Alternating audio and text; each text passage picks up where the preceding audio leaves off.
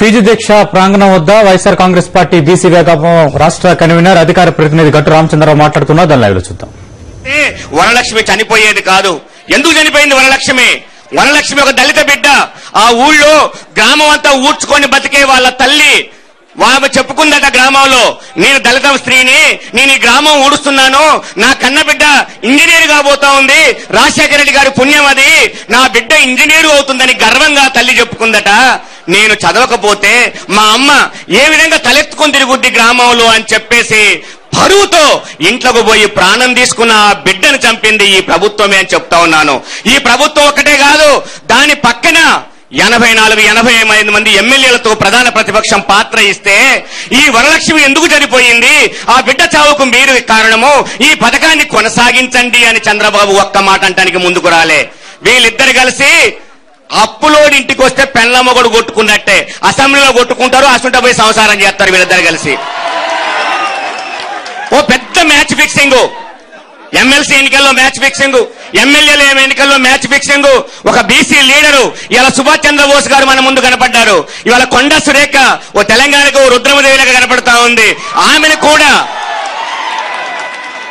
ఇలా ఓడిపోవడానికి కారణం ఈ ఇద్దరు మ్యాచ్ ఫిక్సింగే.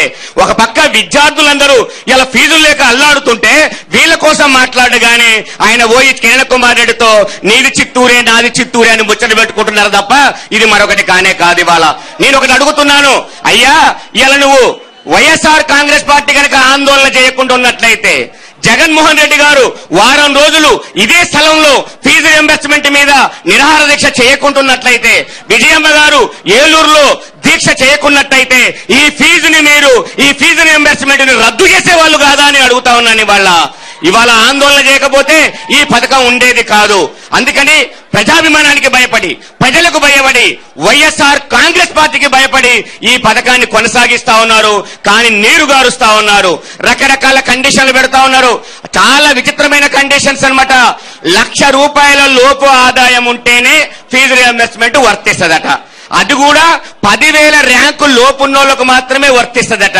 అయ్యా 10,000 ర్యాంకు లోపు రావడానికి ఈ బీసీల బిడ్డలు, ఈ ఎస్సీల బిడ్డలు వాళ్ళ అమ్మా నాన్న కూలికి పోయి వాళ్ళ రెక్కల కష్టంతో వీళ్ళ కడుపు నింపుతా ఉంటే అమ్మ నాన్నతో సహకారంగా వాళ్ళకు పనిచేసుకుంటూ పొద్దున్నాక పనిచేసుకొని చదువుకున్న ఆ బిడ్డలు కాంపిటీషన్ లో ఇన్ని వేల ర్యాంకు తెచ్చుకోగలరా అని అడుగుతా ఉన్నాను. ఆ విధంగా నువ్వు చేయడం అంటే పచ్చి బీసీ వ్యతిరేకి కాదా అని ఇలా కిరణ్ కుమార్ రెడ్డిని అడుగుతా ఉన్నాను. ఎందుకు నీకు బీసీలంటే కోపం? ఇవాళ ఎందుకు బీసీలంటే కోపం? అదే విజయమ్మ గారు ఇక్కడ కూర్చున్నప్పుడు 100 మంది ఎమ్మెల్యేలని అసెంబ్లీకి బీసీలను పంపుదాము అన్నప్పుడు మీ నోరు పెగల్లేదని అడుగుతా ఉన్నా నేను. నిజంగా మీకు బీసీల మీద ప్రేమ ఉంటే విజయమ్మ గారు మేము సిద్ధంగా ఉన్నాము, బీసీల బిడ్డలకు ఫీజు రియంబర్స్మెంట్ కొనసాగిస్తాము, బీసీలని ఎమ్మెల్యేలుగా అసెంబ్లీకి పంపుదాము అని చెప్పి మీరు ముందుకు వచ్చేవాళ్ళు. మేము నోరు పెగల్లేదంటేనే మీరు బీసీలకు పచ్చి వ్యతిరేకులని నేను చెప్పదలుచుకున్నాను ఇవాళ. అదేవిధంగా చంద్రబాబు నాయుడు కూడా ఒక్క మాట మాట్లాడడానికి ముందు రాలేదు. కానీ ఎప్పుడైతే విజయమ్మ గారు ఇక్కడ దీక్ష చేస్తానని తెలిసిందో ఒక 2 రోజులు ముందుకు జరిపేట నేను కూడా దీక్ష చేస్తాను 4వ తారీఖు అని మొదలుపెట్టింది ఆయన. నటించడం ఓ పెద్ద నటన. జూబ్లీ చెక్ పోస్ట్ లో ఒక అబద్దాల ఫ్యాక్టరీ పెట్టుకున్నాడు ఆయన. ఆ ఫ్యాక్టరీ నుంచి అబద్దాలు రోజు బయటకు వెళ్తాయి. సేల్స్ మెన్లుగా 2 పెట్టుకున్నాడు, వరలరామాయణ ఒకని, రేవంత్ రెడ్డిని ఒకని. వీళ్ళంతా సేల్స్ మెన్లు తిరుక్కుంటూ ప్రచారం చేస్తారు. ఒక అబద్దాన్ని 100 సార్లు 100 మంది చెప్తే నిజమైద్దట. ఇంతటి అబద్ధపు ప్రచారపు ఒక దౌర్భాగ్యపు రాజకీయవేత్త ఈ రాష్ట్రంలో చంద్రబాబు నాయుడు. నేను అడుగుతున్నాను ఆయన్ని, 85 మంది ఎమ్మెల్యేలు ఉన్నారు, పోరాడు, ఫీజు రియంబర్స్మెంట్ కోసం ఫైట్ చేయి.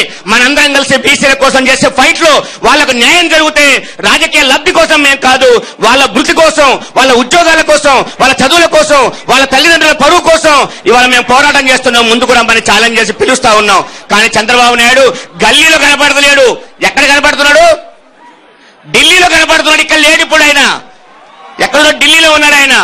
ఇంతటి ఘోరంగా ఇంకొక మాట చెప్తా నేను ఇవాళ, ₹1,00,000 లోపు ఆదాయం ఉంటే ఫీజు రియంబర్స్మెంట్ వర్తిస్తుందట. కానీ గవర్నమెంట్ కాలేజీలో చదివితే మాత్రమే వర్తిస్తుందట, ప్రైవేట్ కాలేజీలో చదివితే వర్తించదట.